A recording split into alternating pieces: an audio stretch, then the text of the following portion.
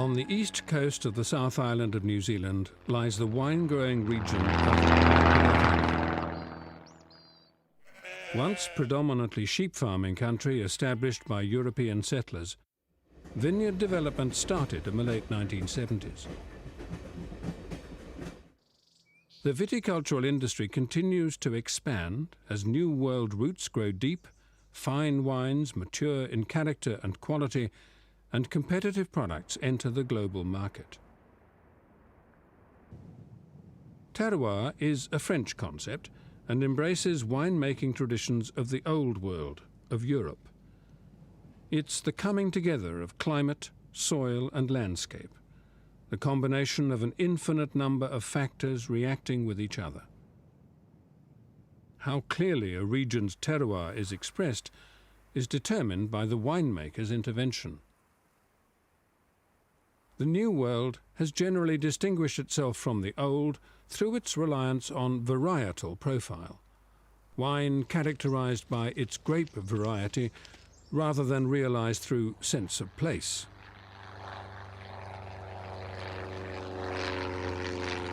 William de Vries, working as a journalist for Vinous Euphoria, had been told, "Don't forget, William, you are a key player in this company."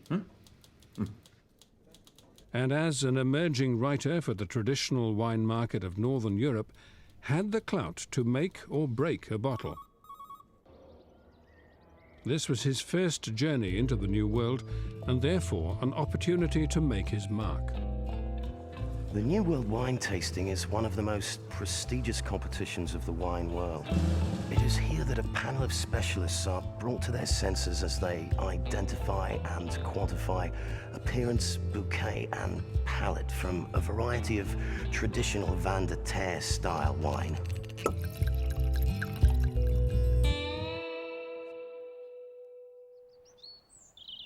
There lies a passion within every winemaker to turn the fruit of their labour into a true expression of the land. Quality, for the most part, reflects the experience and approach, whilst character is largely enveloped by influences of environment. Once the maker has had their way, a bottled product will demand tasting and discussion. Drawn from professional palates, a vinous profile provides proof and ultimately determines a wine's position on the shelf. The character of a wine evokes subjective impressions from memory and is expressed with imagery and vocabulary. As with any specialist field, analysis requires somewhat of an exclusive, idiosyncratic vocabulary to illustrate flavour. Essentially, wine is made dans le vineyard. Admittedly, I have a weakness for honey characteristics. Rose petals and lemon zest, but all of that was anchored by these... persistence, a lasting finish in the mouth. They've certainly created a delightful Set little by an wine. opposing mineral This edge. fabulous wine experience. Ibukeka kahle njalo ibalulekile.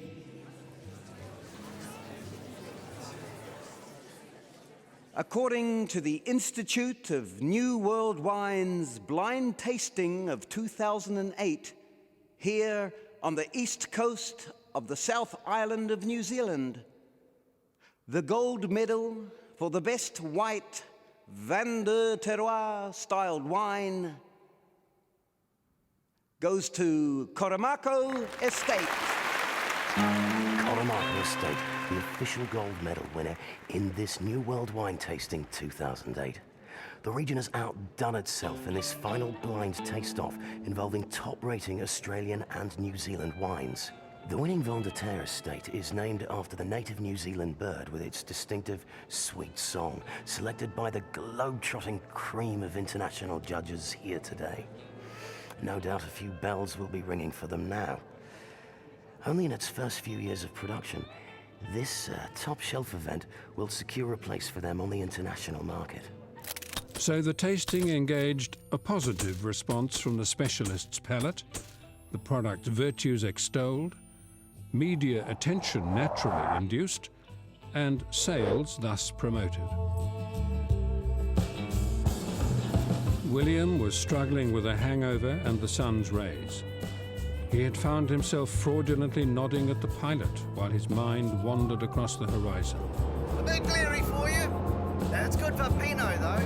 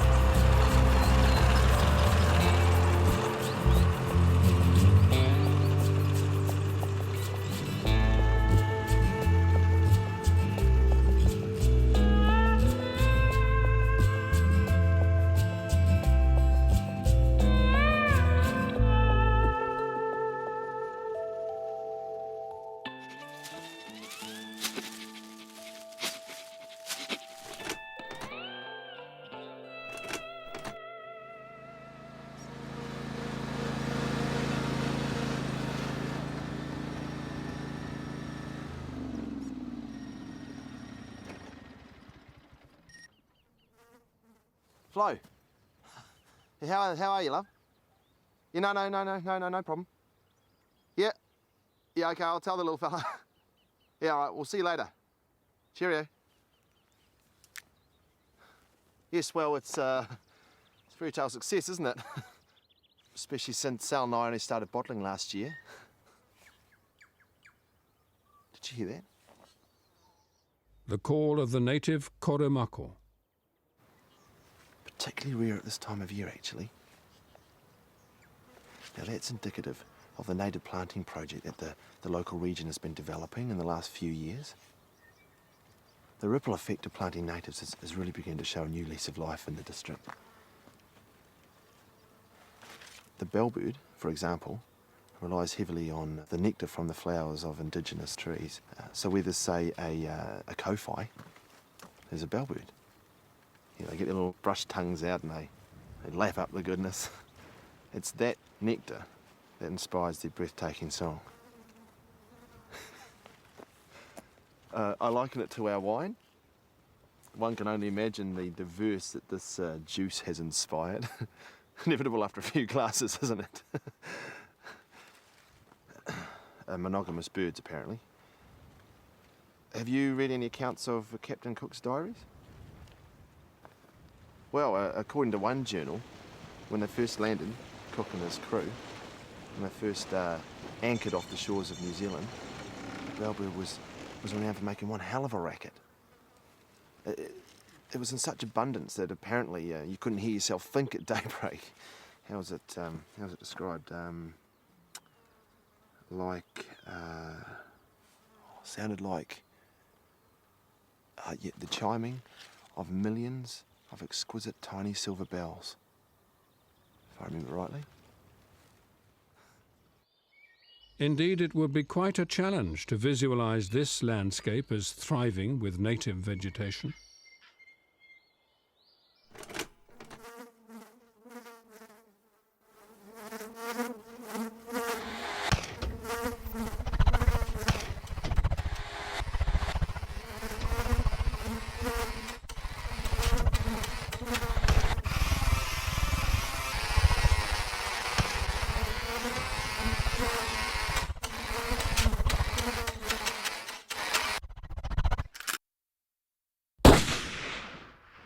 Pest control.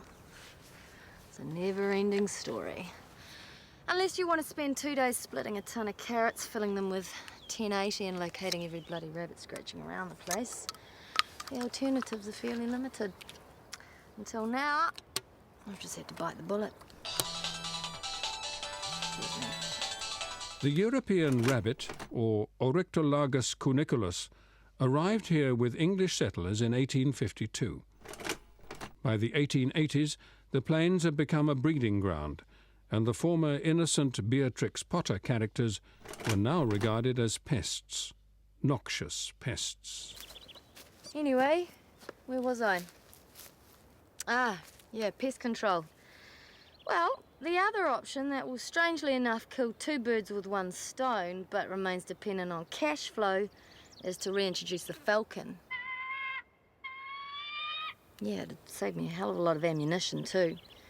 You see, there's been a huge effort to boost native planting to shift the ecological balance and allow biodiversity to flourish. Indeed, biodiversity encompasses habitat, species and genetic variation, and promotes stability, sustainability and resilience within a specific ecosystem. Ideally, the need for sprays would be removed. Great, eh? Right, what's the time? Yeah, better find my boy. You haven't seen him, have you? Sally's boy Ray, quite the adventurer. He left on his bike this morning wearing a life jacket. Christ, he's got the mindset of his granny. Yeah, she's going to enjoy seeing him tonight. Oh well, best squeeze one more in before I scrub up for the Minister of Agriculture, I suppose. He tells his grandmother he wants to be an astronaut. Or a train driver. He cycles here alongside his companion. Hey, Nui. When he was 2, a bull mastiff was responsible for 42 stitches on Ray's face. It is God's own mystery that he continues to love dogs at all.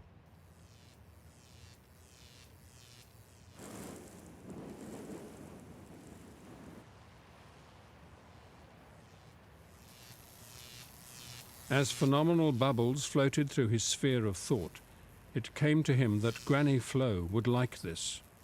Ooh.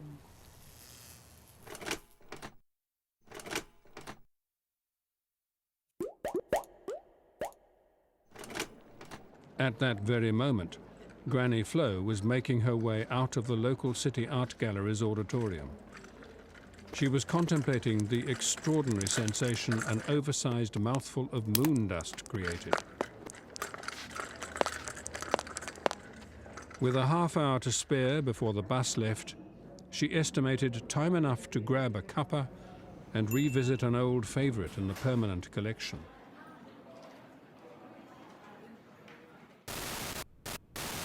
And there it was, a rejoicing of the palate, pure visual harmony.